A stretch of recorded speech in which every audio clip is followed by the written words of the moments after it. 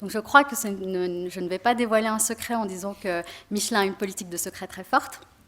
Et Jacques Bovir, donc chef de la propriété industrielle chez Michelin, saura nous en faire la démonstration.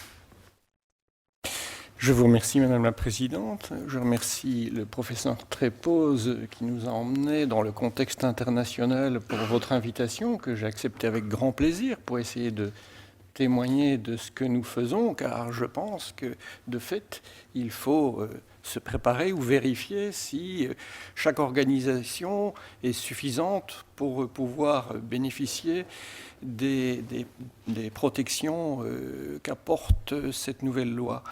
Le professeur Gallou nous a emmenés dans l'exégèse des textes, nous a fait découvrir l'articulation de tout cela.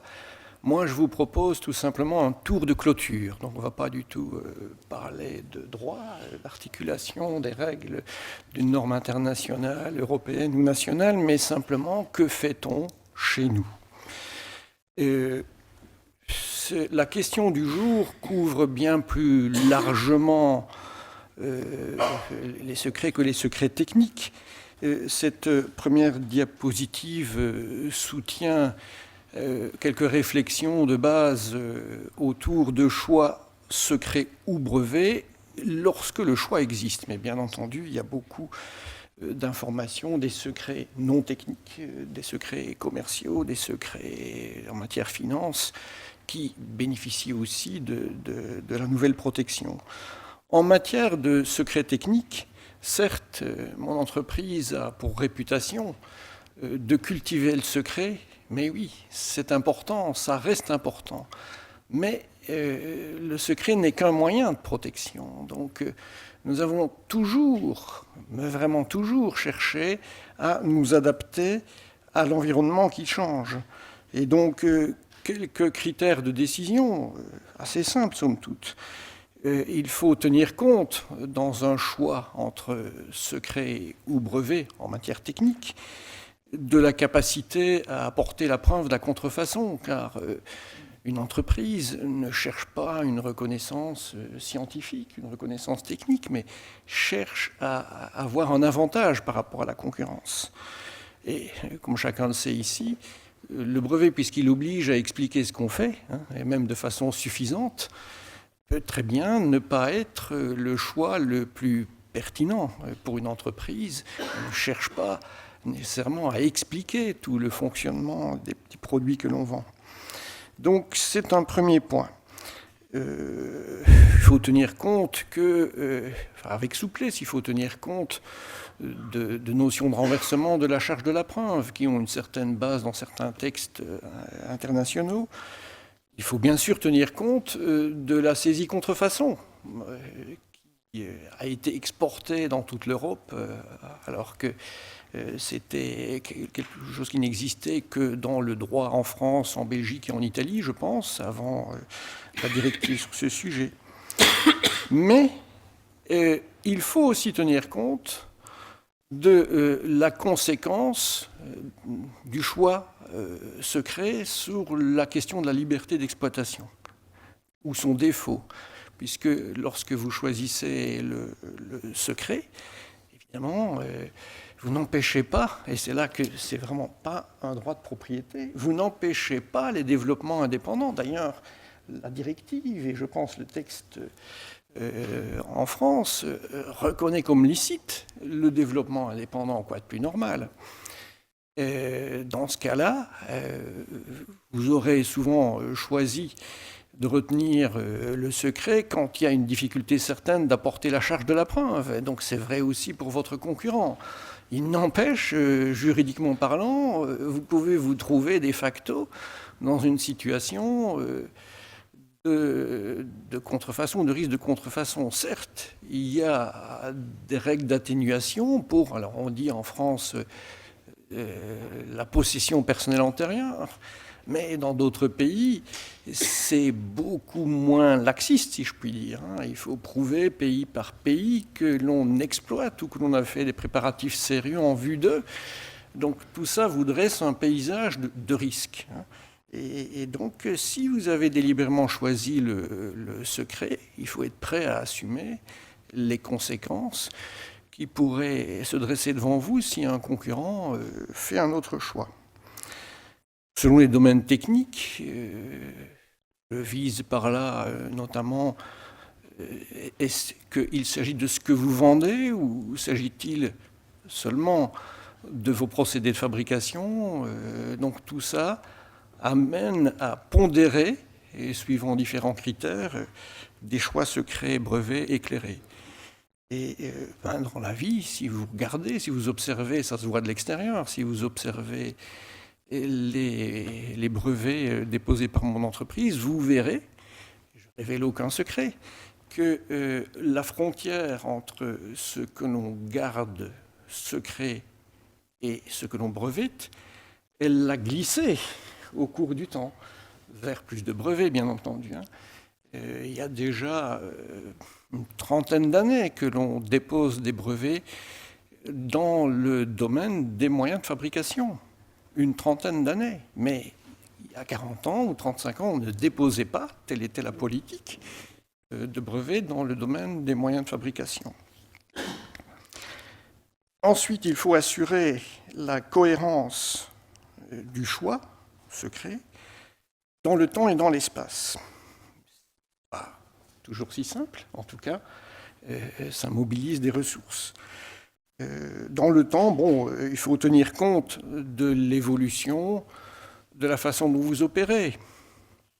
Nous également, comme beaucoup d'autres entreprises, nous avons beaucoup plus de coopération de recherche avec le monde académique, mais aussi avec nos fournisseurs de matières. Et donc, là aussi, de facto, ça vous expose. Et donc, ça vous amène à déplacer des choix secrets brevets. Il faut tenir compte de l'évolution des moyens d'investigation, ce qu'on appelle le reverse engineering. L'évolution des moyens d'investigation dans le temps peuvent rendre, au bout d'un certain temps, non pertinent, un choix secret. Mais l'avantage, c'est que vous avez le droit de changer d'avis, sauf si on observe finement le droit aux États-Unis, mais bon. Donc vous avez le droit de changer d'avis. Donc ce que vous avez conservé secret, vous pouvez bien décider à tout moment, 10 ans après, pour des raisons de changement de l'environnement, de basculer vers une protection par brevet. Et, last but not least, le choix secret étant préféré, il faut s'assurer de la cohérence du maintien du secret dans le monde entier. Je veux dire par là, Michelin opère des usines de fabrication en France, en Allemagne, en Chine. Il faut tenir compte des différences culturelles et en tout cas géopolitiques. Mais lorsqu'on choisit le secret, il faut être capable de le préserver dans tous les pays où l'information va circuler. Bon, alors, d'une façon générale, c'est-à-dire au-delà des questions techniques, il faut établir une stratégie de protection pour l'ensemble des informations. L'ensemble. Il faut définir, le professeur Gall nous y a invités, il faut définir plusieurs niveaux de confidentialité. À prétendre que tout a la même valeur, c'est pas blanc ou noir, vous ne serez jamais crédible à l'extérieur. Notamment, il n'est pas crédible d'imaginer que vous assurez une protection absolue sur la totalité des informations que vous développez. C'est virtuellement impossible ou alors beaucoup trop coûteux. Et donc, il faut établir plusieurs niveaux de confidentialité. Nous avons établi plusieurs niveaux de confidentialité en fonction de l'importance du préjudice que l'on subirait en cas de rupture de la confidentialité. Il faut établir un programme de formation. C'est raisonnable. Nous avons 115 000 personnes dans le groupe. Il y a 115 000 personnes formées à ce que je vous explique. Pas 3 000 chercheurs, 115 000 personnes formées à ce que je vous explique. Il faut définir des moyens physiques de protection en fonction de ces différents niveaux. parler du tour de clôture. Et donc le savoir-faire, bien entendu, n'est qu'un type particulier. Dans certains cas, sur ce secteur-là, on bascule avec le temps du secret au brevet. Et alors, il faut assurer pour chacun des projets ou chacune des affaires, d'ordre commercial, d'ordre financier, d'ordre technique ou même dans la gestion du personnel, ça se rapproche, je pense, de l'identification. Il faut assurer sur des familles, sur des choses techniques concrètes, il faut assurer l'application des règles, la cohérence de la classification. Et selon la facilité à apporter la preuve de la contrefaçon, j'en ai parlé. Et il faut mettre à jour aussi. Alors, je vous ai donné juste un exemple. Les moyens d'investigation peuvent évoluer dans le temps, mais pour chaque affaire, la sensibilité évolue dans le temps. Donc, ce qui était une certaine chose qui vous aurait causé un préjudice immense si elle avait été divulguée à un moment donné, 2 ans après, 3 ans après, ce n'est pas nécessairement la même chose. Donc, pour chaque affaire, chaque élément d'information, il faut aussi avoir la discipline de mettre à jour périodiquement. Et ça fait partie de la gestion de l'information. Bon, donc, vous avez parlé de normes. Nous considérons de fait que la sûreté dans notre entreprise, c'est une exigence de portée groupe, c'est-à-dire c'est pas l'affaire du centre de Clermont-Ferrand, c'est pas l'affaire des centres de recherche, c'est une exigence de portée groupe.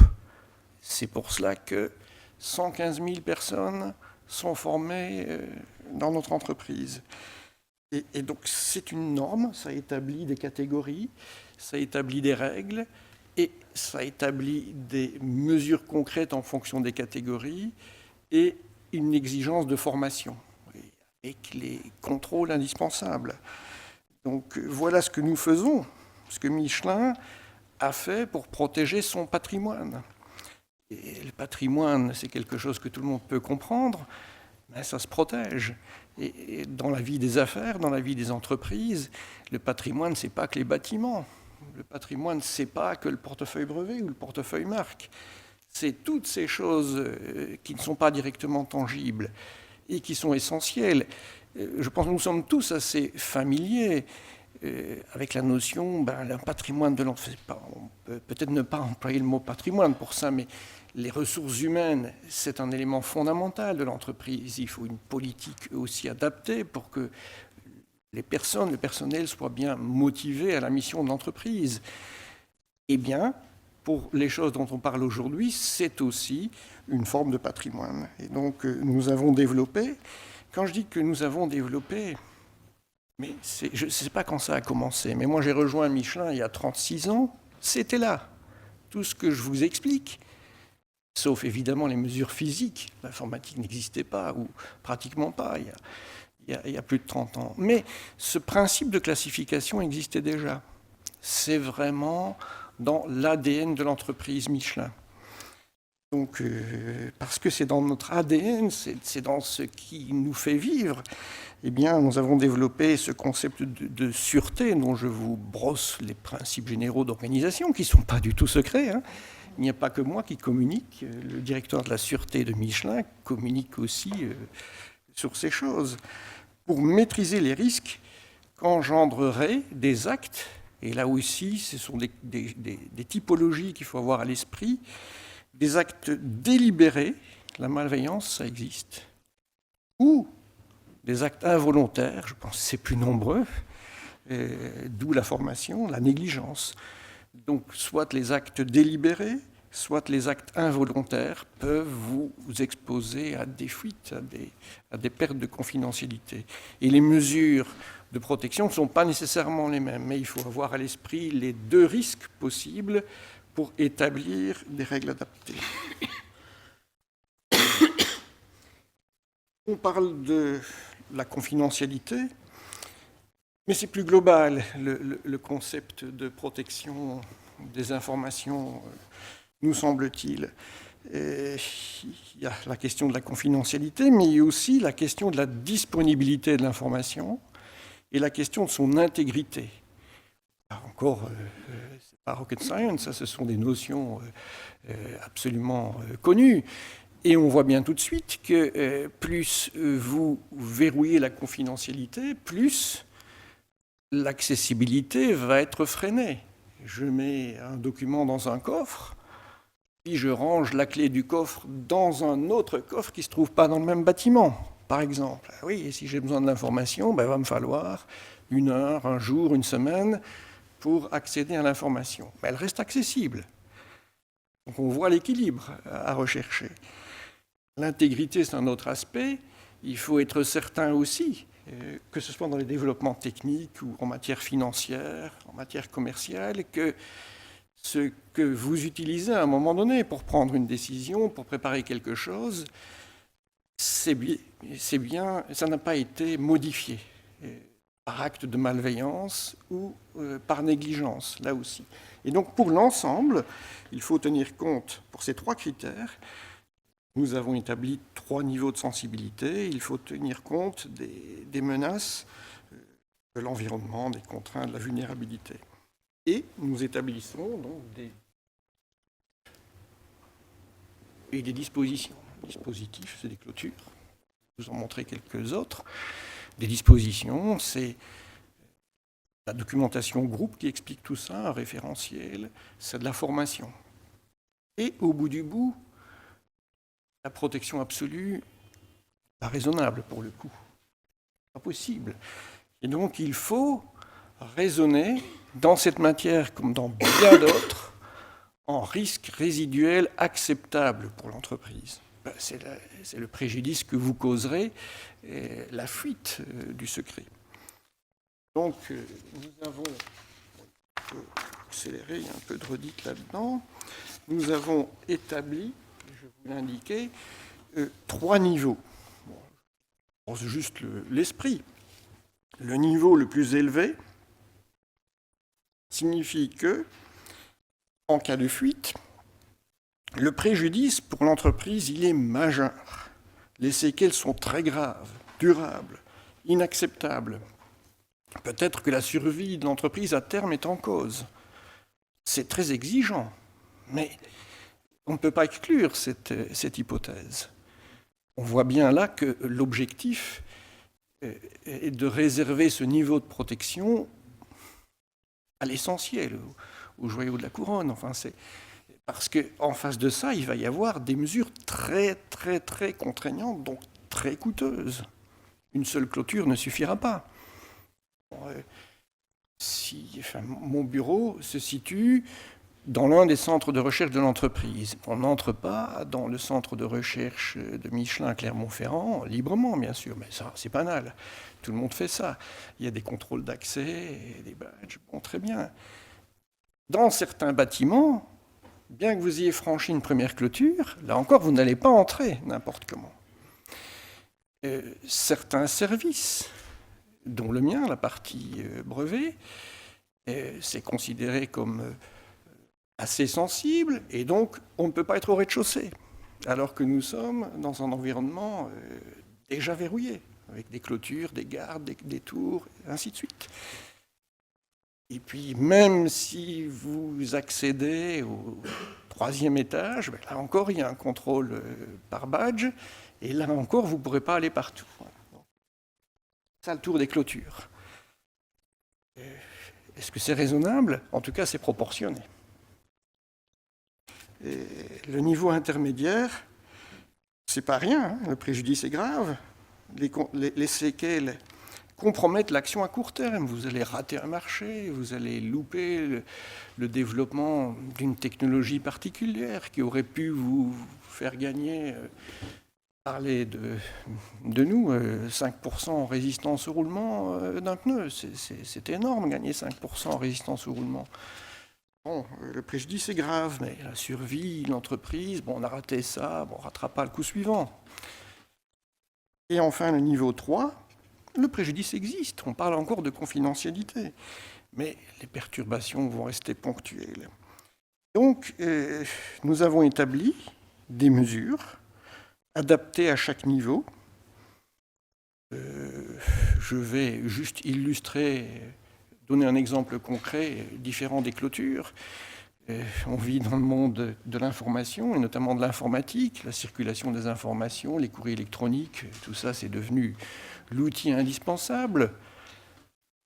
Dans notre entreprise, aucune information de niveau 2 et de niveau 1 ne peut circuler dans le courrier électronique, sauf si c'est par fichier attaché et qui est crypté. Voilà. Niveau 3, qui est en circulation libre dans l'intranet, dans le courrier interne à l'entreprise, ça reste confidentiel. Voilà, donc je pense que, je rebondis sur notamment ce que vous nous avez exposé, professeur Gallou, on identifie, on reconnaît l'information pour la protéger vis-à-vis des tiers. Et on peut s'en justifier à tout moment, on peut l'expliquer. C'est pas un jour prochain, il y a de nouveau, parce qu'il y en a déjà eu, une usurpation. Ben on pourra dire voilà ce qu'on fait, mais on le fait depuis toujours. Ça ne sera pas on a raconté une histoire juste pour ça. Voilà, c'est très important. Et donc ces mesures, enfin il faut faire le tri. Je reprends des mots que j'ai captés au fur et à mesure de votre exposé. Il faut faire le tri, sinon vous n'êtes pas crédible. Il faut faire le tri parce que si vous faites cet effort, il faut rester dans un coût raisonnable. Hein, et quand je parle de coût, c'est globalement, y compris le frein à la circulation d'informations. Bon, ceci c'est sous une autre forme la même chose, on va accélérer. Bon, voilà quelques petits visuels. Tous les ordinateurs portables de l'entreprise qui sont livrés au personnel, avec dessus des suites logicielles comme tout le monde, le courrier électronique, mais aussi un système de chiffrement qui est déployé dans l'ensemble de l'entreprise. Tout le monde n'a pas d'ordinateur portable, mais le système de chiffrement, potentiellement, est développé partout, y compris sur les ordinateurs non portables ou tout le reste. Hein. Tout ce que je voudrais, c'est établi de façon systématique et partout. Et donc, notamment pour les ordinateurs portables, eh bien, mon ordinateur portable, comme celui de tous mes collègues, eh ben, on se balade avec, on ne peut plus vivre sans ça. Si j'ouvre l'ordinateur devant vous aujourd'hui, vous allez voir cette présentation, vous allez voir d'autres choses que je fais dans la commission brevet du MEDEF ou à Business Europe, et vous verrez rien d'autre. Rien d'autre. Enfin, en tout cas, je n'ai pas la capacité, je pense personne dans cette salle, de violer. Alors là, je fais confiance, chacun son métier, aux informaticiens, aux gens de la sûreté. Rien n'est impossible, mais il va falloir 6 mois de calcul aux machines les plus puissantes pour arriver à ouvrir, parce que c'est du niveau de chiffrement. En fait, ce que nous déployons nécessite une habilitation de la défense nationale pour pouvoir être déployé, tout simplement. Bon, il n'y a pas que les ordinateurs, hein. Donc il y a des clôtures, des bâches, des systèmes d'accès, et tout ça, c'est des technologies disponibles pour tout le monde. Hein. Ce n'est pas du tout des créations Michelin, on peut acheter tout ça à l'extérieur. Oui, il faut l'acheter, et puis il faut le déployer correctement. Il faut, pour des accès à des bases de données, mettre en place, ne retenir que des systèmes informatiques qui le permettent, et mettre en place des contrôles d'accès, la traçabilité des accès, des choses comme ça, d'une façon proportionnée aux règles que je vous ai expliquées. Et il faut aussi répandre des disciplines groupes. Il ne faut pas abandonner des bureaux portes ouvertes, il faut verrouiller. Il ne faut pas laisser des choses sur le bureau le soir. Enfin voilà, il faut un petit peu de discipline, presque d'hygiène personnelle pour que ça puisse être robuste. Ça n'est robuste que si c'est cohérent, et si c'est global. Voilà, enfin, bon, pour terminer, quelques mots, mais vraiment très brefs, puisque ce n'était pas à moi qu'il revient, et puis je n'ai pas du tout la science qui permettent d'entrer dans ce domaine, mais on va quand même changer en France de niveau. Il va y avoir un avant et un après. Avant, il y avait guère plus que cet article du CPI que vous avez cité sur la protection des secrets de fabrique. C'est un peu court. Et si vous regardez ne fût-ce que la jurisprudence, les cas d'usurpation, nous en avons eu et nous en avons porté certains devant les tribunaux en France ou dans d'autres pays, toujours délicat. Notamment, c'est délicat parce que vous pouvez être contraint à expliquer des choses et votre préjudice va être pire que tout. D'où un intérêt de la directive et des nouvelles dispositions, c'est le huis clos. Et donc, on a tous entendu l'activisme de certaines personnes qui voient ça vraiment d'un mauvais œil. Au contraire, parce que vous allez pouvoir vous expliquer devant le juge, à huis clos. Chacun va pouvoir présenter ses arguments. Je pense que tout industriel doit être sensible aux deux côtés des choses. Le métier de la propriété intellectuelle, tel que nous le pratiquons, certes, nous servons à protéger le patrimoine, mais les concurrents font la même chose. Donc, nous servons aussi à éclairer l'entreprise sur la liberté d'exploitation. Il y a toujours deux facettes, il y a toujours un revers à la médaille. Mais ici aussi, peut-être qu'un jour, nous serons poursuivis pour utilisation illicite de quelque chose qui aura été piqué par un fournisseur. Attention. Donc, notre jugement, enfin, en tout cas, quand on essaie de se forger une opinion sur l'intérêt de telle ou telle disposition législative, c'est deux hypothèses. Je bénéficie ou en face, on va utiliser le mécanisme contre moi. Donc c'est très important tout ça. Et ça donne un argument, je pense, pour tenter d'expliquer, je ne sais pas, via les médias, ce que vous disiez. Je pense que c'est vraiment très important. Il faut utiliser les médias, la communication. Mais enfin, je vais l'affirmer, mais non, on ne va pas enfuir des choses horribles, tout ça est raisonnable, et peut-être un jour dans votre intérêt. Il faut aussi savoir expliquer. Je crois que ce possible huis clos, c'est vraiment dans l'intérêt des deux parties. Pour aller plus loin dans celui qui est victime d'une usurpation, et aussi en face pour permettre à l'autre de s'expliquer correctement. Bref, une affaire déjà un peu ancienne.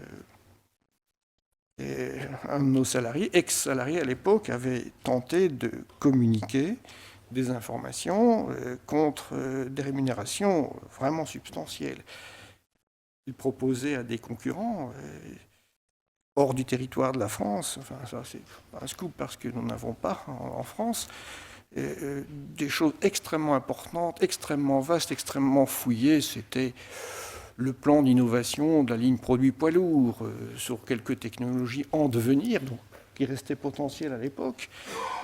Bon, il a été poursuivi et il a été condamné. À l'époque, à un moment donné, quand le juge a demandé quel est le préjudice, expliquez-moi, on ne peut pas, parce que sinon ça va aggraver les choses. Bon, il a été condamné au bout du bout pour... Il y a un élément...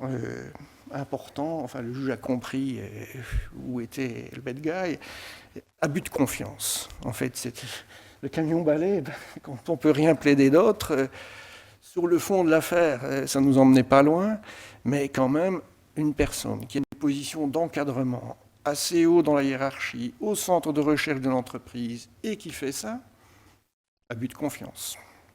Voilà.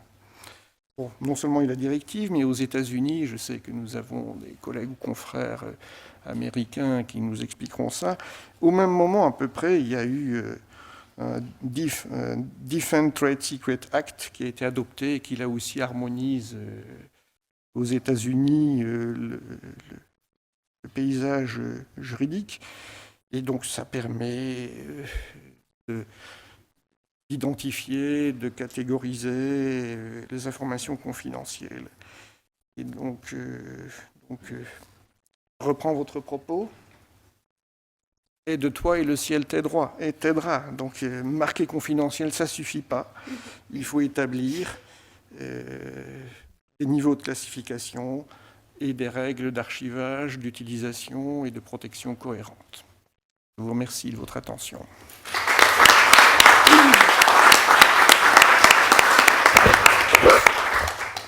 Merci beaucoup, Jacques Beauvier, pour ce partage de bonnes pratiques de préservation du secret au sein de l'entreprise.